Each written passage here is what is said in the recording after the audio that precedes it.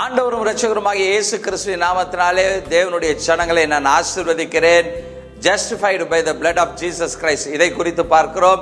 எபேசியர் 1:6-7 சொல்கிறது, தம்முடைய தயவுள்ள சித்தத்தின்படியும் நம்மை இயேசு கிறிஸ்து மூலமாய் தமக்கு சுவிகார புத்திரராகும்படி முன்குறித்திருக்கிறார். அவருடைய கிருபையின் ஐஸ்வர்யத்தின்படி அவருடைய இரத்தத்தினாலே பாவ மன்னிப்பாகிய மீட்பு இவருக்குள் நமக்கு உண்டாயிருக்கிறது. ஹல்லேலூயா. இயேசு கிறிஸ்துவின் இரத்தம் நம்மை சுத்திகரித்து பாவத்திலிருந்து மீட்டெடுத்து தேவனுடைய பிள்ளையாய் மாற்றி இருக்கிற புத்திர சுவிகாரத்தை நமக்கு கொடுத்திருக்கிறது. ஹல்லேலூயா. அப்படின்னா என்னன்னா, தேவனுக்கு உண்டானவைகள் எல்லாம் நமக்கு உண்டாகி இருக்கிறது. ஹல்லேலூயா.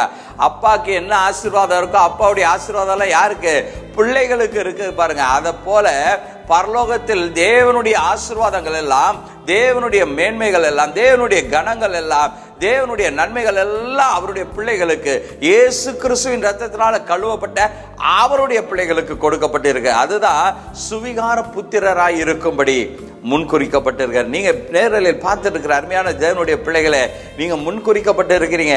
இயேசு கிறிஸ்துவின் இரத்தத்தினால கழுவப்பட்டு இருக்கிறீங்க.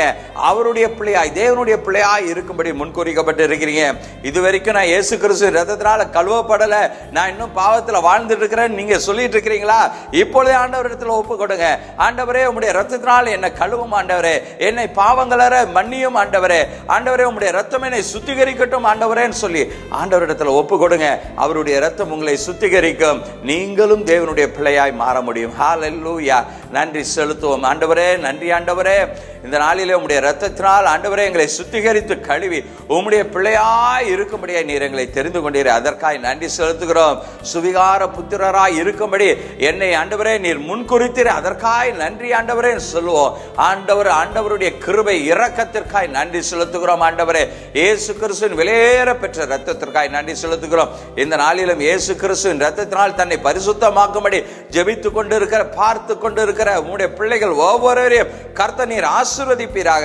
பாவத்தின் கொடூரத்திலிருந்தும் சாபத்தின் கொடூரத்திலிருந்தும் இவர்களை நீக்கி உம்முடைய இரத்தத்தினால் இவர்களை சுத்திகரித்து உம்முடைய பிள்ளையாய் மாற்றும் ஆண்டவரே நன்றி செலுத்துகிறோம் ஐயா. தொடர்ந்து உம்முடைய நாமம் மகிமைப்படட்டும்.